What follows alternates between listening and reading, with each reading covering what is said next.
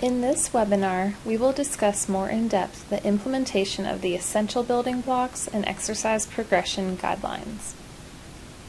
Just a reminder to have your copy of the EIMG Fitness Professional Training Manual with you as a reference as we go through this webinar.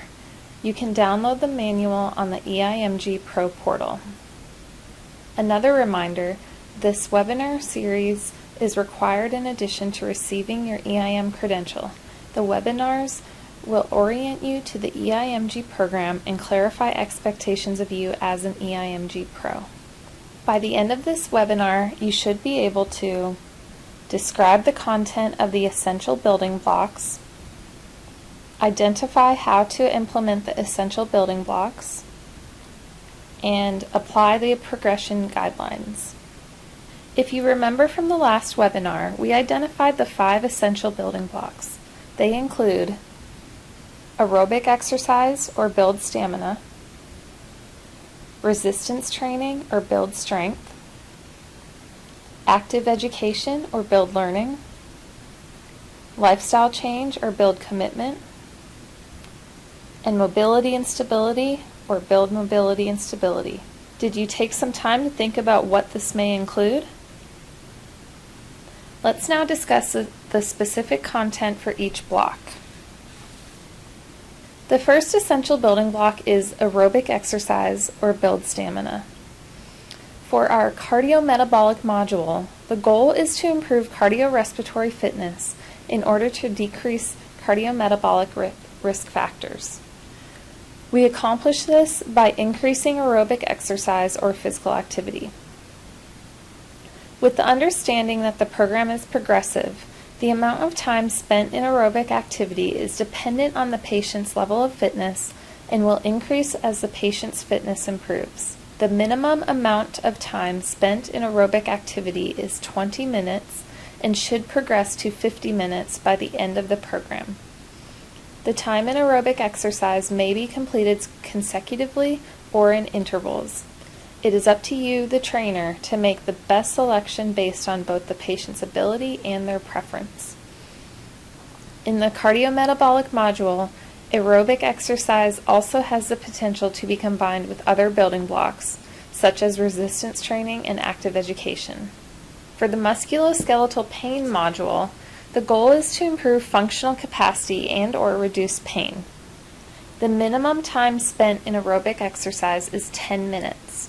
The goal is to increase the amount of time spent in aerobic activity over the 12 weeks.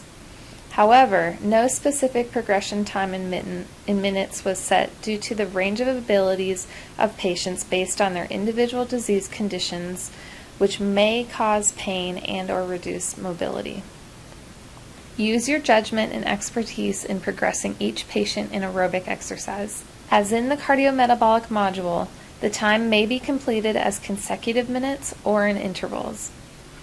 You may find intervals could be the best for patients in the musculoskeletal pain module, so they have ample time to rest and recover from stress on joints between the bouts of aerobic exercise, while also keeping in mind that weight-bearing activities are best for some of the diagnoses, such as low back pain, frailty, and osteoarthritis. The aerobic exercise should also not cause pain for the patient. It is important to note that only time spent in aerobic exercise counts towards the 150 minutes indicated in the Federal Physical Activity Guidelines. This could be a beneficial discussion point between you and your patients. In researching the most current information to build the exercise prescription portion of the EIMG program, we utilize data from ACSM's published resources, Guidelines for Exercise Training and Prescription, Exercise Management for Persons with Chronic Diseases and Disabilities, and the EIM Prescription for Health series, which provide recommendations based on chronic condition.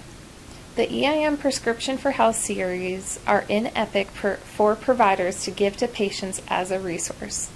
Additionally, you can find these handouts in the appendices of your EIMG Pro Training Manual and on both the EIMG Pro Portal site and the EIM Global site.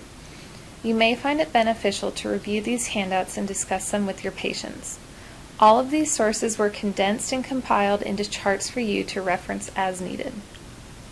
The chart shown here illustrates the recommended modes of aerobic exercise for each chronic disease diagnosis, highlighted as light green boxes.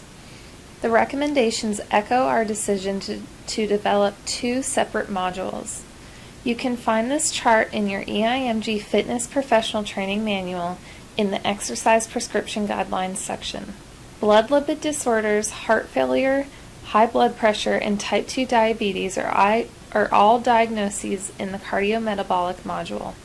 Our primary emphasis for patients in this module is aerobic activity to improve cardiorespiratory fitness, with the goal of weight reduction and body composition improvement, which in turn leads to favorable improvements in cardiometabolic risk factors, i.e. hypertension, glucose intolerance, insulin resistance, dyslipidemia, and inflammatory markers.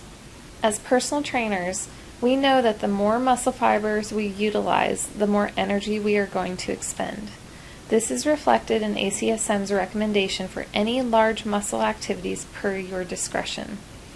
Take this opportunity to engage with your patients and find out what they do or don't like for aerobic exercise, and pick modes that will get them excited to come to class and even work out on their own. Diseases in the musculoskeletal pain module have more specific recommendations based on chronic disease implications, such as weight-bearing activities versus non-weight-bearing. For patients with pain, be extra mindful of the modes you select with respect to stress on joints created by impact or torque from a machine's motion, like an elliptical, which can vary based on make and model. You might have experienced this yourself when you have no discomfort using a machine at one gym, but have discomfort when using a comparable machine somewhere else. Finding the right modes of aerobic activity might require some patience and trial and error from you and your patients. The light blue boxes for apparently healthy inactive person and anxiety and depression indicate that there are no disease-specific recommendations. Therefore, you should follow the standard ACSM guidelines for adults. Note that lower back pain has no recommendations. This does not mean the patient should not engage in aerobic activity, but rather it leaves the decision up to you, since the sensation of pain varies so greatly from patient to patient, or even day to day for the same person.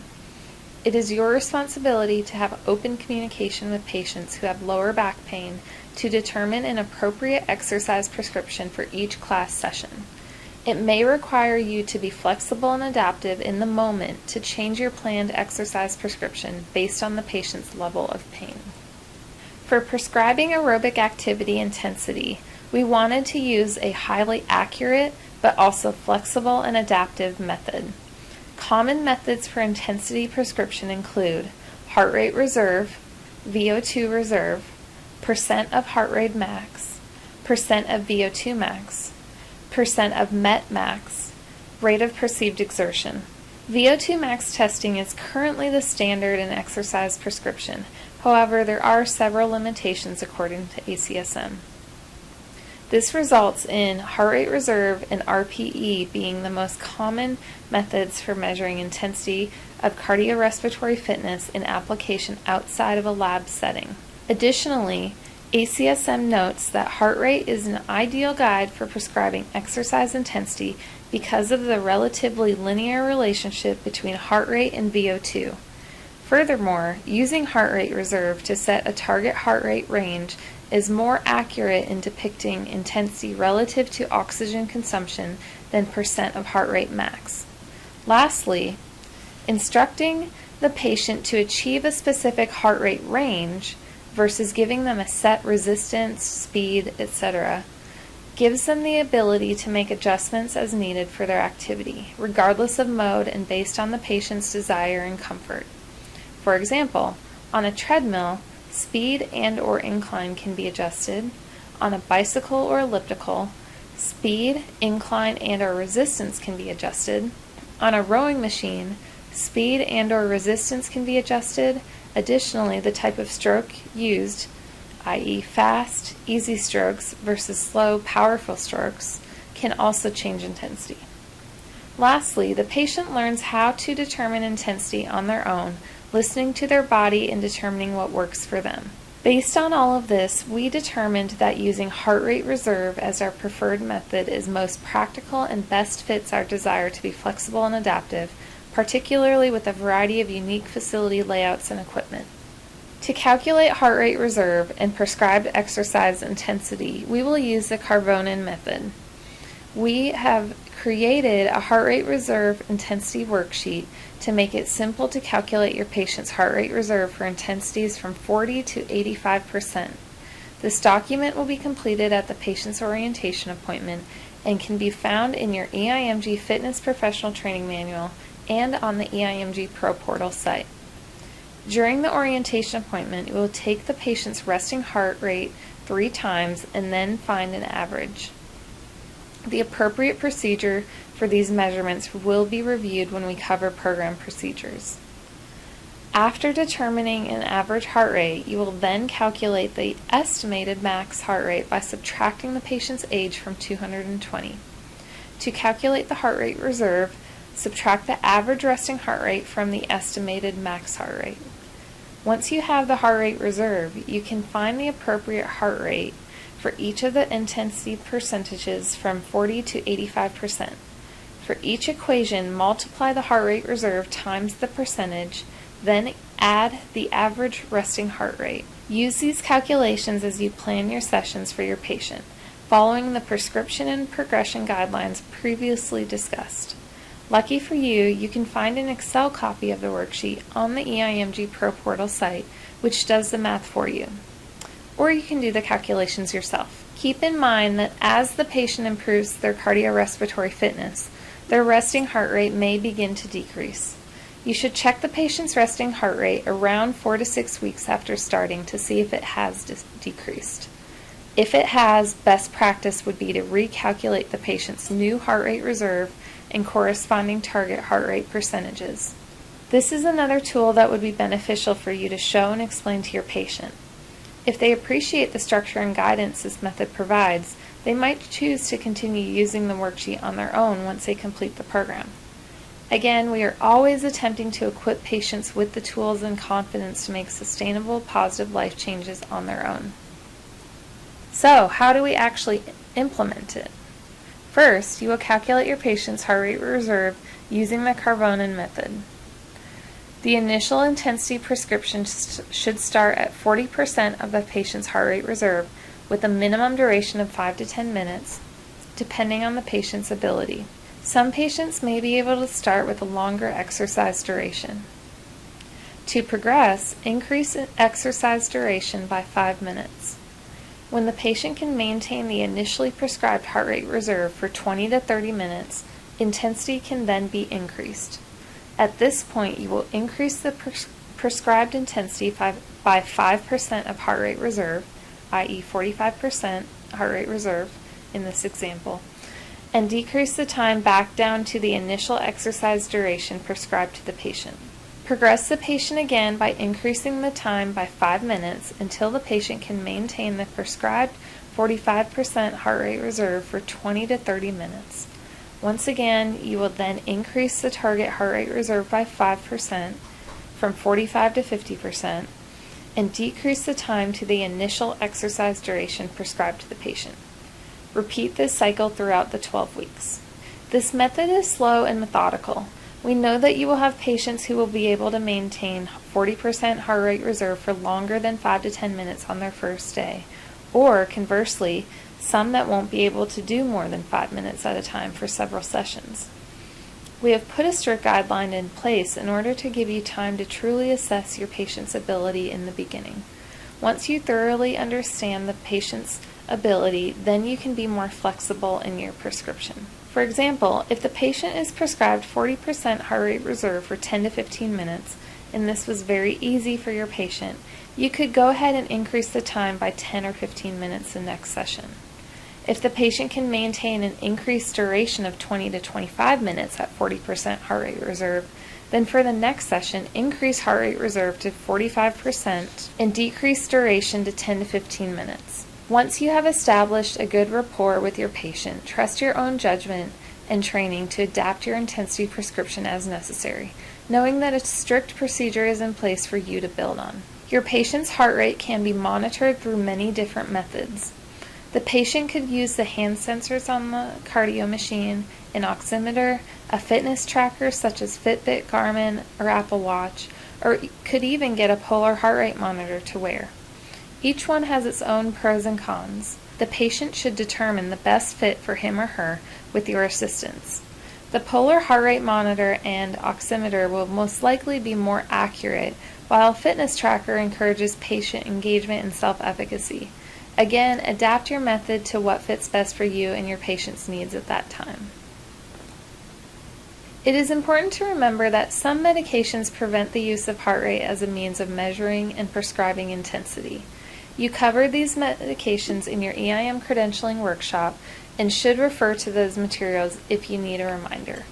Working with the clinical population means that it is inevitable that you are going to work with patients taking these types of medications. For these patients, you will have to use rate of perceived exertion, or RPE, instead of heart rate reserve. Because of this, we have also provided a procedure using RPE similar to the heart rate reserve method for intensity prescription. The goal is to have patients moving from module prescribed time, i.e. 50 minutes for cardiometabolic and minimum of 10 minutes for musculoskeletal pain, at an RPE of 12 to 15 by the end of the program. Start with the prescribed RPE of 12 and initial exercise duration of 5 to 10 minutes, or longer depending on the patient's ability. To progress, increase time of exercise. Increase exercise duration by 5 minutes. When the patient can maintain the initially prescribed RPE for 20 to 30 minutes, intensity can then be increased. At this point, you will increase the prescribed intensity by 1 RPE, i.e. RPE of 13 in this example, and decrease the time back down to the initial exercise duration prescribed to the patient. Progress the patient again by increasing the time by 5 minutes until the patient can maintain the prescribed RPE of 13 for 20 to 30 minutes. Once again, you will then increase the target RPE by 1 from 13 to 14 and decrease the time to the initial exercise duration prescribed to the patient. Repeat this cycle throughout the 12 weeks. As with heart rate reserve, some patients will be able to easily maintain an RPE of 12 for 20 to 30 minutes, while some will have a hard time maintaining it for more than 5 minutes. Some patients may be able to maintain above an RPE of 15 for 20 to 30 minutes, which is okay. Patient preference can allow for an RPE higher than 15 if able and you consider it safe. Use your expertise and judgment to provide an appropriate aerobic activity prescription that is individualized for the patient along with safe progression. That can be a lot of information to take in, especially if you are not well practiced in these methods of prescribing aerobic intensity, or maybe you haven't even used them since your certification or college courses. While it may seem overwhelming at first, remember these guidelines were selected with your best interest in mind, and with some practice it will become second nature. In the meantime, we have put together several charts for those of you that are more visually inclined to help further understand the components of aerobic activity prescription and their relationship to each other. These charts are in your EIMG Fitness Professional Training Manual under Exercise Prescription Guidelines. You know from your education and personal experience that intensity and duration are inversely related. The higher the intensity, the shorter amount of time that effort is sustainable. This type of exercise is typically utilized for improvements in cardiorespiratory fitness. Lower intensity, on the other hand, is sustainable for longer periods of time and is preferred when the goal is an increase in health-related benefits. These charts demonstrate this inverse relationship with regard to light, moderate, and vigorous intensity activity as defined by ACSM and the Federal Physical Activity Guidelines. Remember that the federal guidelines specify 150 minutes of moderate intensity aerobic activity or 75 minutes of vigorous intensity aerobic activity per week. You may have some patients who are engaging in light exercise, especially at the beginning of the program. You could use this chart when explaining to them what kind of effort or intensity counts towards their goals, and how much of each color they would need per week to achieve health or cardiorespiratory benefits. Reminding them that they may need to progress up to a moderate or vigorous intensity for safe exercise is important. You can see on the charts that duration is on the y-axis, intensity is on the x-axis, and categories of activity are color-coded based on intensity. Light blue for very light to light green for moderate, and dark blue for vigorous to near maximal. Think of using these charts as similar to using a rep max chart. Plotting two variables will give you the third. Let's go over two heart rate reserve examples. Example 1, moderate aerobic activity, which is variable 1, at 60% of heart rate reserve, or variable 2, could last anywhere from 5 to 45 minutes, which is variable 3. Example 2, 5 minutes, or variable 1, of activity at 75% of heart rate reserve, variable 2, would be considered vigorous aerobic exercise, variable 3. Now for an RPE example. Moderate aerobic exercise, or variable 1, for 30 minutes, variable 2, should produce an RPE of 12 to 16, variable 3. In this example, if your patient has been walking on a treadmill for 30 minutes, but their RPE is a 10, then you can encourage them to increase their intensity by either increasing speed or incline to achieve an RPE of 12 to 16 in order for their exercise to count towards their 150 minutes. Resistance training can play a vital role in improving chronic disease risk factors, and therefore has been included as an essential building block for both the cardiometabolic and musculoskeletal pain modules. In the cardiometabolic module, the primary goals are to improve blood pressure, improve lipid profiles, decrease insulin resistance, and reduce weight and fat mass. The most appropriate method to assist in these goals is by programming for muscular endurance. This means using a set rep scheme of 1 to 2 sets of 15 to 20 reps per exercise.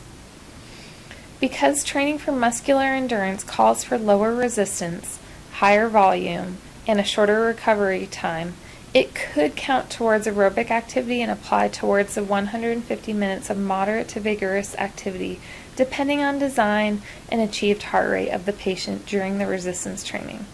To better understand this, think of high-intensity interval training, circuit training, or high-intensity Group X classes you may have some experience in from other roles or even participated in yourself. Utilize your knowledge and experience as long as the intensity is adjusted to meet the abilities of the more clinical-oriented population you will be encountering. In the musculoskeletal pain module, the primary goal is to improve mobility and/or function, increase strength, increase bone density, and reduce pain. Accordingly, programming for muscular strength is emphasized. Ideally, this would consist of a set rep scheme of 2 to 4 sets of 8 to 12 reps per exercise with generally heavier resistance and more recovery time in between sets. Keep in mind that the patient is most likely inexperienced in dealing with chronic disease, meaning heavier resistance is relative to ability. Due to increased recovery time, resistance training for muscular strength would not count towards the 150 minutes of moderate to intense exercise per week. Due to increased recovery time, resistance training for muscular strength would not count towards the 150 minutes of moderate to vigorous intensity exercise per week. Be sure to explain this to your patients when discussing the activity guidelines and goal setting. Also keep in mind as you plan sessions that during the first few weeks, there may be more time spent in resistance training than in aerobic activity, depending on the patient's exercise experience and endurance capabilities. The ratio of time spent in each building block will shift throughout the program and will likely even be different for each individual patient. The chart shown here illustrates the recommended modes of resistance training for each chronic disease diagnosis, highlighted as light green boxes. The recommendations echo our decision to develop 2 separate modules. You can find this chart in your EIMG Fitness Professional Training Manual in the Exercise Prescription Guidelines section. This is a great chance to engage with your patients to find out what they enjoy and don't enjoy, so you can pick modes that will get them excited to come to class and even work out on their own. To get the biggest bang for your buck, make sure to use complex movements to engage multiple muscle groups rather than isolated single joint movements. For example, bicep curls are okay, but a seated row would engage the biceps along with several back muscles. This will be especially important as the weeks go on and you will have less wiggle room on time when trying to include everything in 1 hour. The light blue boxes for apparently healthy inactive person and anxiety and depression indicate that there are no disease-specific recommendations and that you should follow the standard ACSM guidelines for adults. Dark blue boxes indicate that ACSM recommends starting with those muscle groups and/or modes. For patients with cancer or osteoporosis, it would be wise to begin with machines due to instability or balance concerns caused by weakness or neuropathy. Machines reduce the risk of falling and provide controlled ranges of motion. You can see that quads and hamstrings are recommended as an initial emphasis for patients with frailty, low back pain, and osteoporosis. Again, working the major leg muscles may improve strength, coordination, and stability in those patients that need it most. Employing proper progression with resistance training, more than the other components of exercise prescription, will rely on your experience and judgment.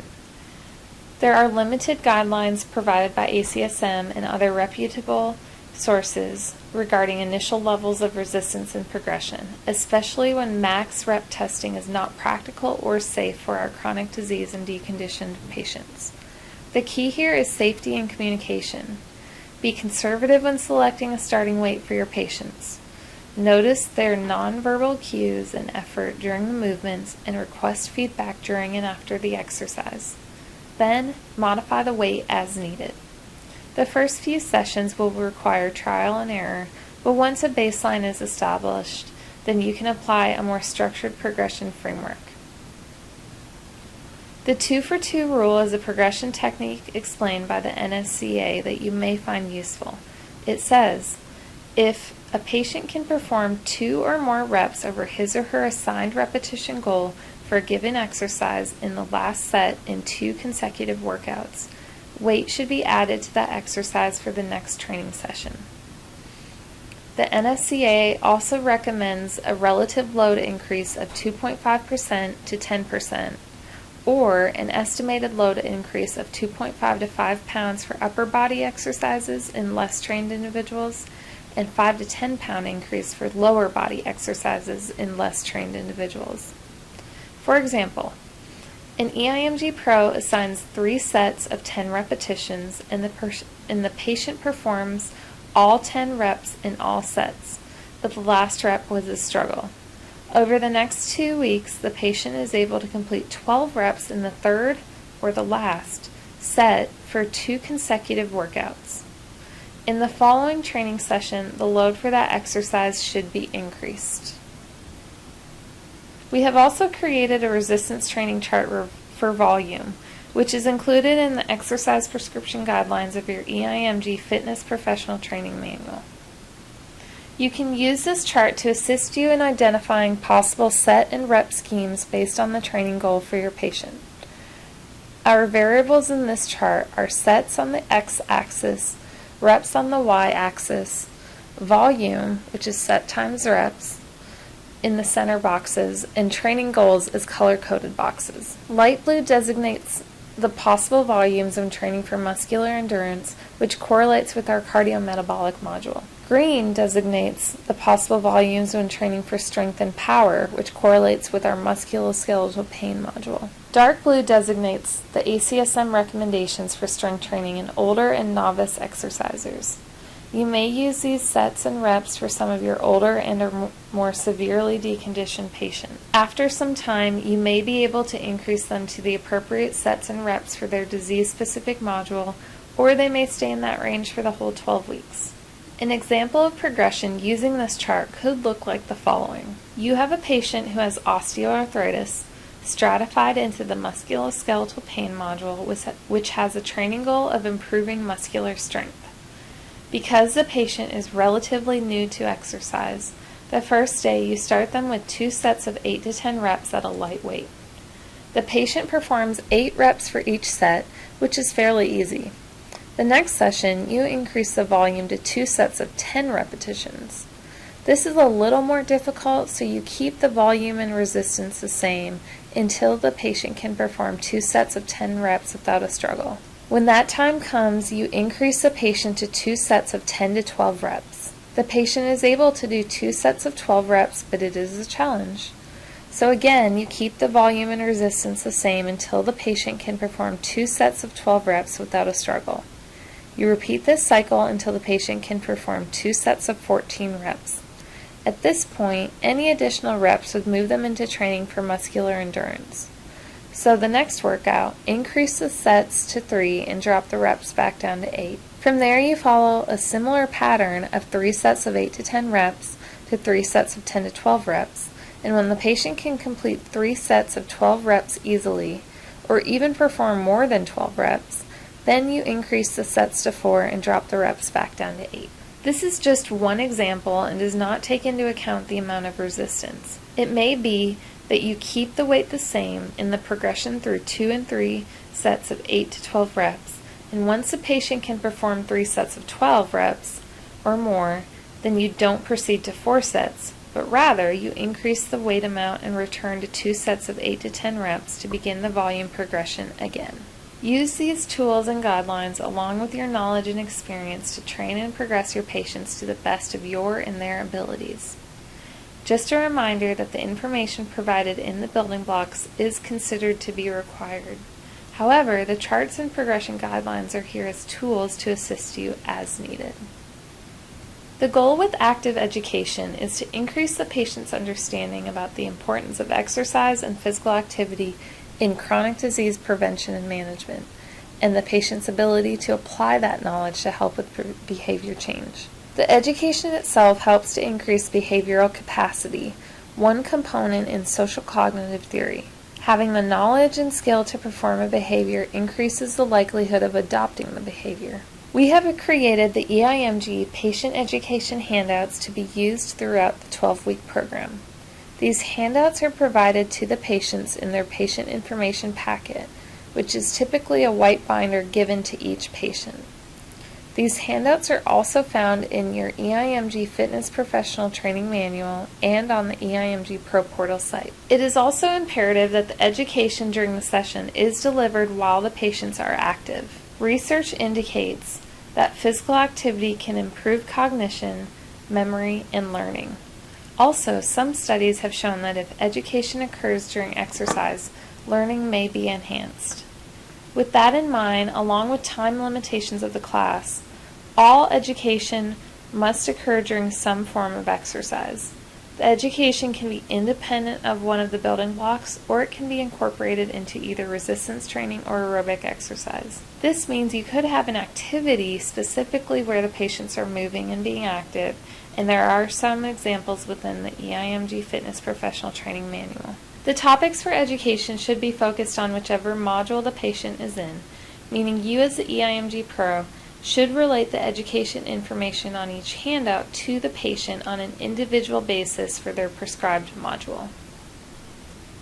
Each patient, after enrolling in EIMG, receives a patient information handout, or typically a white binder, which includes the EIMG patient education handouts. The topics in those handouts are listed here. As mentioned, these handouts are also found in your EIMG Fitness Professional Training Manual and on the EIMG Pro Portal site. Please note, the Stretching Basics handout is a resource that has pictures and instructions for different stretches. This handout is available on the EIMG Pro Portal and can be printed out at your facility to give to patients as deemed necessary. It is essential that EIMG helps patients build physical activity into their daily lives. And this is why your next essential building block is about building commitment and lifestyle change. We know from research that programs built upon a theory have a greater likelihood of being successful. So, we designed this program around the social cognitive theory. We provide specific suggestions on how to apply the theory into your sessions.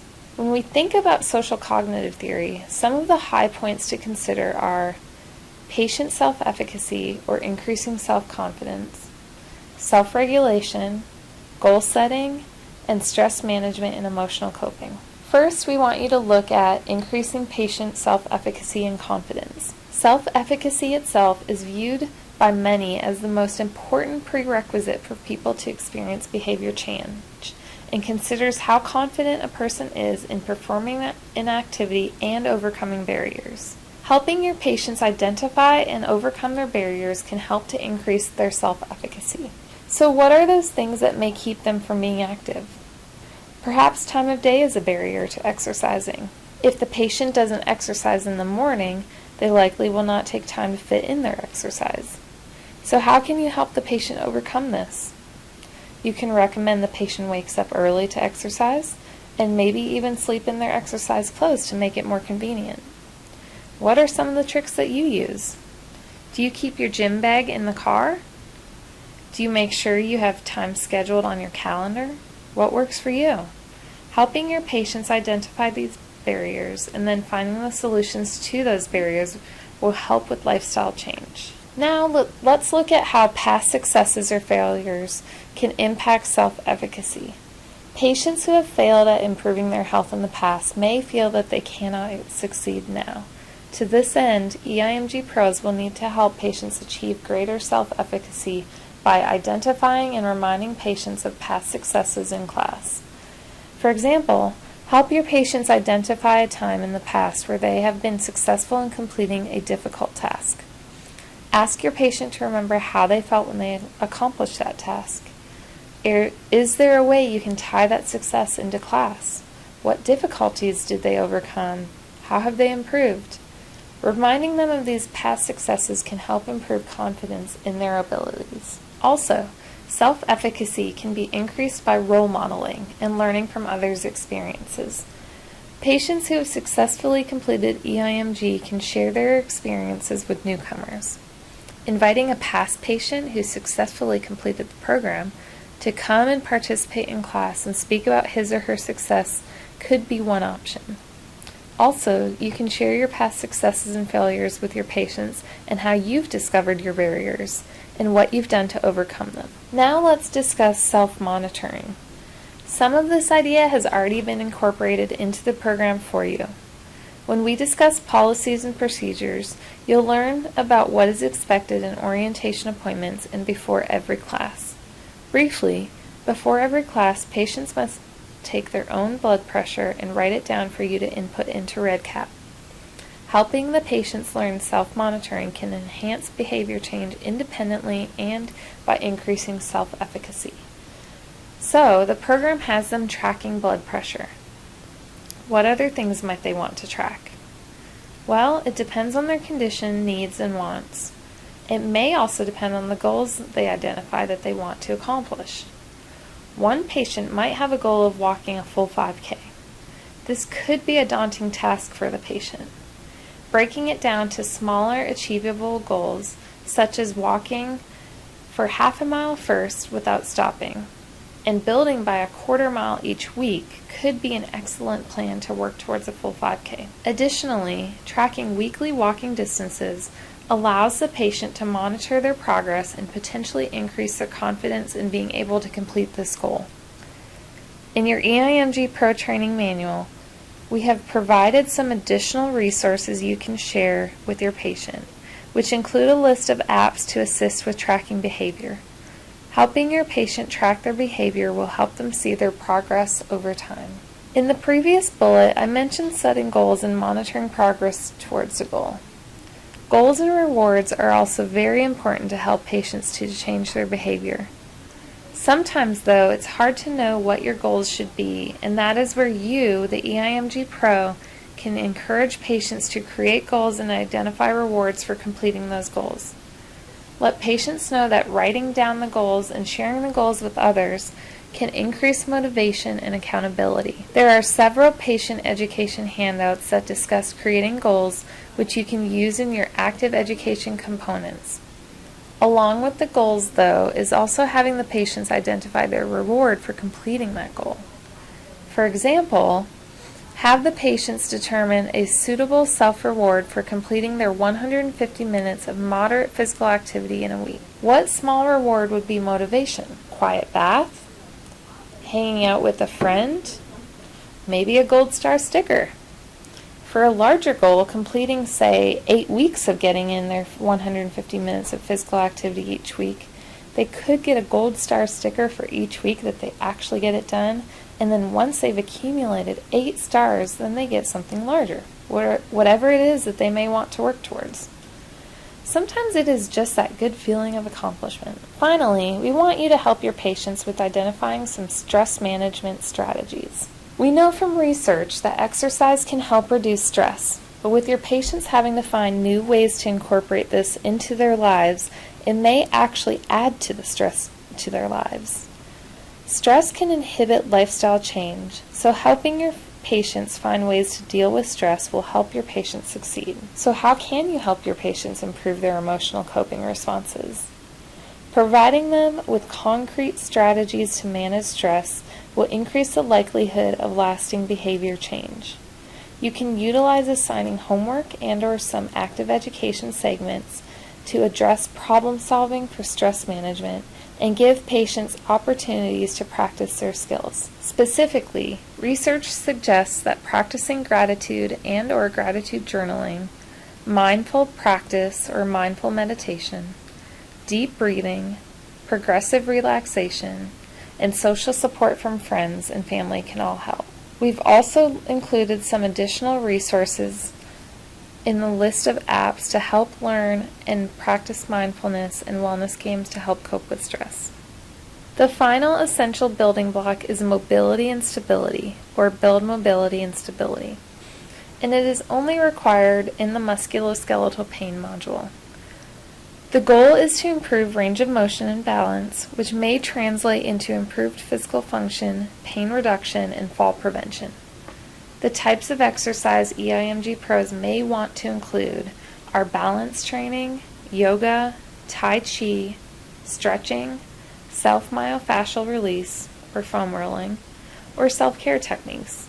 There is a goal of 10 minutes and it may be incorporated into other building blocks. This is the end of the second webinar. Thank you. See you next time.